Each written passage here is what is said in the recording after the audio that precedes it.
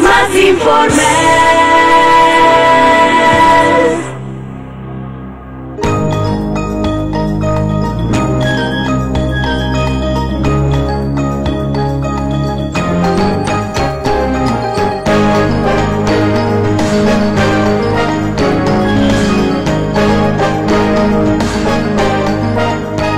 Continuando con más informes en nuestra sección de entrevistas, presentamos esta noche aquí en nuestros estudios al doctor Luis María Argaña, titular del Partido Colorado y precandidato a presidente de la República. Buenas noches, doctor, muchas gracias por haber aceptado nuestra invitación y estar una vez más con nosotros hoy. Sí, una vez más tengo yo la satisfacción de compartir un intercambio de opiniones aquí contigo, Masi. Muy agradecido por la invitación. Bien, doctor, tenemos aquí en nuestra mesa de tareas este libro suyo, Un modelo de gobierno democrático para el siglo XXI, fruto de esa enriquecedora experiencia por universidades norteamericanas, dando conferencias. ¿Nos podría contar un tanto más de lo que fue aquello? Evaluar un tanto esa visita, esa experiencia a Estados Unidos. Digamos, más que interesante, apasionante y curricularmente muy importante. Porque evidentemente dictar conferencias en Georgetown University, en la American University, o en la Universidad de Florida, son cenáculos académicos demasiado importantes y trascendentes. El hecho mismo de ser invitado, independientemente de lo que uno diga ahí, ya es altamente significativo de que tienen ellos interés en conocer una opinión y un enfoque de un candidato a una presidencia del Paraguay. Bueno, a lo largo de la charla iremos comentando ciertos aspectos, más de ciertos aspectos contenidos en este libro, muy interesante por cierto. Pero entrando al terreno de la política nacional que interesa a muchísima gente, doctor, y ya definidas las posiciones para las internas de este partido, el Partido Colorado, para el mes de septiembre, específicamente el 7, ¿cómo usted ve ese camino? ¿Será difícil para usted? ¿Será llano? ¿Triunfará usted en esas elecciones? ¿Cómo pronostica ese encuentro con septiembre, doctor Argaña? Pues yo creo que para todo hombre de lucha, pensar que la lucha va a ser fácil es un error que generalmente lleva al fracaso. Yo pienso que toda lucha tiene que ser difícil, hay que ponerle todo el empeño, no hay que menospreciar a las personas que son adversarias circunstanciales, cada cual tiene sus quilates propios, a veces lícitos y a veces ilícitos. ¿A qué se refiere esto último, doctor? Y hago esta distinción porque realmente yo no puedo hablar de un triunfo fácil cuando me estoy enfrentando con gente que en el 92 y 93 robaron la soberanía popular y robaron las elecciones al pueblo colorado.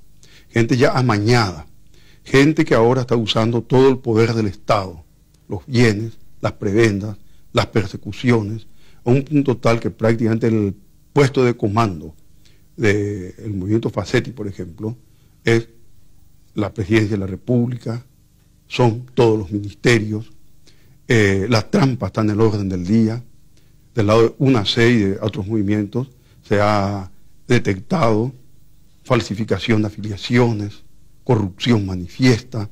Entonces, es difícil luchar en condiciones adversas. ¿Cómo le afecta electoralmente esos desprendimientos que tuvo el movimiento suyo?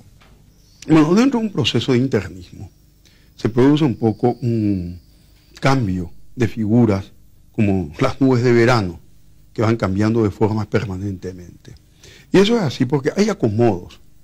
Hay acomodos ya que se produjeron antes de las internas, muchas veces fundados en prebendarismo, en ventajas personales, y algunos tal vez honestamente en convicciones ideológicas.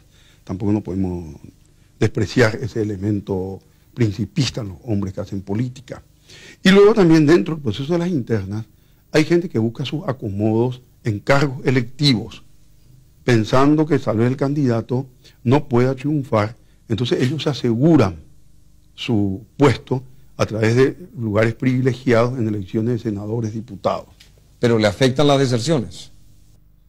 Bueno, yo diría de que, primero que son todos colorados, segundo, de que a nuestro movimiento nos ha fortalecido la salida de mucha gente, porque hemos limpiado un poco los establos de nuestro movimiento, que siempre como en todo movimiento tiene una parte un poco negra, una parte que conviene depurar. Doctor, ¿qué aporta la chapa suya a la inclusión de Nicanor Duarte Frutos? ¿Cómo se llegó a ese consenso? ¿Cómo evaluaron la participación del doctor Duarte Frutos? Nosotros hicimos una evaluación muy objetiva y también subjetiva, pero también hay que tener en cuenta las características de la persona. Y objetiva en el sentido que pensamos en el aporte electoral que podía significar. Hicimos prácticamente un muestreo de opinión que duró más o menos 20 días. Se aprovechó, por ejemplo, toda la Semana Santa, también salieron operadores políticos nuestros por toda la República, incluyendo la capital, y llegamos a la conclusión de que quien representaba un perfil más interesante para presentar y defender la chapa del Movimiento de Reconciliación Colorada con sus ideales, sus principios, su mística y su lucha, era el doctor Nicanor Duarte Frutos. ¿Dónde cree usted que reside la fortaleza, la fuerza de Reconciliación Colorada? ¿Cuál es la médula, el puntal del movimiento que lidera usted, doctor?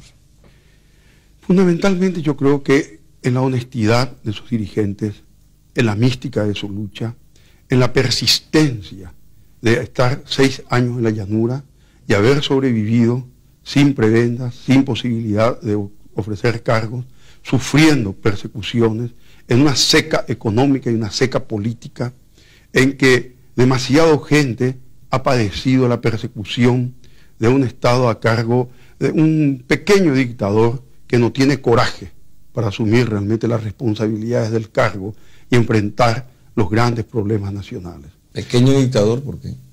Y pequeño dictador porque no es un dictador formal, porque los dictadores, a pesar de que no estoy con las dictaduras, requieren también coraje.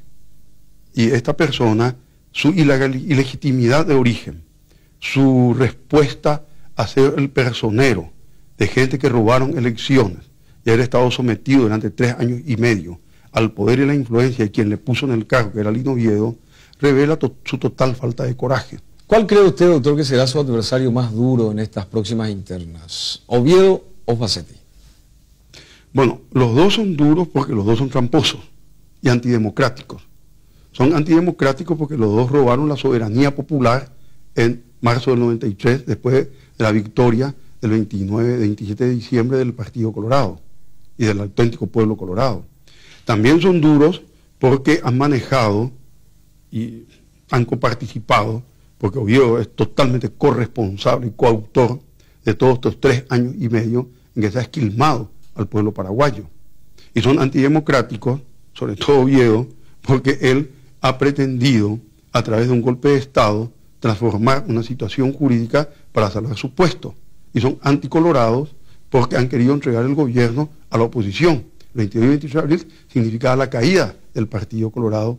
Si es que los parlamentarios colorados, juntamente con otros, no convocaran al pueblo a una resistencia cívica y ciudadana para evitar una perversión de los valores democráticos. Muy bien, esa frase suya de que un colorado malo es mejor que 100 liberales buenos, ¿no suena un poco maniqueísta, doctor? No, esta es una frase que hay que tomarla, primero, como respuesta a una pregunta. O sea que hay que conocer la pregunta, en qué circunstancias se dijo. Y segundo, hay que tomarla también como un grito de guerra. El grito de guerra muchas veces es una arenga para las posturas de combate, de resistencia y para las posturas políticas. Pero no precisamente es una expresión gráfica, es lo que se llama una metáfora. Y bueno, pues explíquenos bien más a profundidad. Bueno, y yo considero que los hombres pueden ser buenos o pueden ser malos, pero la ideología que aplican o los principios que se sustentan hacen que sean malos, porque la doctrina liberal es mala, es insana para la democracia, es insana para la economía, es insana para el pueblo. Entonces, un colorado que va a sustentar la teoría colorada, la doctrina colorada, que es de redención de los valores sociales, siempre va a ser bueno y mejor gobernante que 100 liberales juntos. Doctor, ¿por qué en estas luchas, en estos discursos electoralistas, la agresión se tiene como bandera? Eso le quería preguntar hace tiempo. Bueno, yo siempre parto de la base de esto, ¿verdad? De que la vida es como un espejo. Si uno le sonríe a la vida, el espejo se sonríe. Si uno le pone cara de enojado, el espejo pone cara de enojado. Bueno, entonces, ¿qué pasa? Que la agresión comienza de los otros campos. Entonces, cuando uno ve un rostro agresivo y agrio, entonces uno también tiene que responder como la imagen del espejo. Pues no puede quedar indefenso ante las agresiones. Es más, la agresión no solo es de palabra, es peor. Cuando se echa a funcionarios públicos por el coraje de decir que son argañistas, entonces es una agresión que tenemos que denunciar. La denuncia tiene que ser enérgica. Y yendo al aspecto económico de su programa, justamente en este libro suyo, ¿verdad? Un modelo de gobierno democrático para el siglo XXI. A propósito, muy interesante el título, ¿eh? Muy atractivo. Atrayente. Usted parecería plantear una reactivación gradativa o gradual. Primero en el sector primario, agrícola, digamos, y luego en el sector industrial. ¿Cómo usted explicaría? Y es verdad, porque está comprobado que las sociedades agrícolas o agropecuarias son las más pobres. Entonces nosotros tenemos que saltar de este estadio, que es hasta casi pastoril, para pasar a un estado preindustrial. No podemos hacer que nuestro país siga siendo productor de materias primas primarias. Pastoril. Entonces nosotros tenemos que pasar a un estado, no digo yo saltar a la gran industria, porque eso también sería un sueño fantástico, pero tendríamos que ir preparando, educando a nuestra gente para superar el estado agropecuario, pastoril, como dijimos, casi pastoril, para entrar en el periodo o el proceso o estadio preindustrial, de manera de ir mejorando las condiciones de vida de nuestro pueblo. Es decir, que es un error entonces lo del Mercosur, así como estamos. Bueno, Mercosur yo pienso que va a ser sustituido por el ALCA, porque el ALCA realmente es un proyecto que nace en la Cumbre de Presidentes.